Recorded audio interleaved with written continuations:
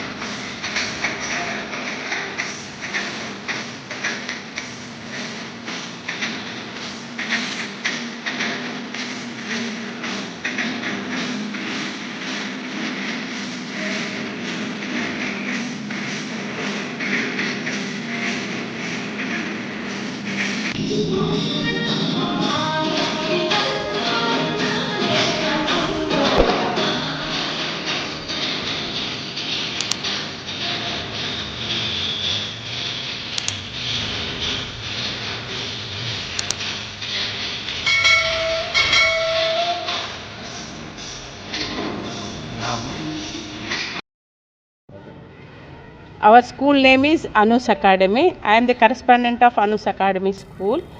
మేము చాలా సంవత్సరాల నుంచి ఈ తెలంగాణ వచ్చినప్పటి నుంచి బతుకమ్మ పండుగను మా స్కూల్లో జరుపుకుంటున్నాము. రకరకాల పువ్వులతోటి ఈ బతుకమ్మను పేర్చడం జరుగుతుంది. అన్ని రకాల పూలు, బందారాలు, బంతులు, చేమంతులు, గులాబీలు, మందారాలు, గునుగు పూలు, తంగేడు పూలు, అన్ని రకాల రంగురంగుల పూలతోటి ఈ బతుకమ్మను పేర్చి 9 రోజులు ఈ పండుగను జరుపుకుంటాము ఘనంగా.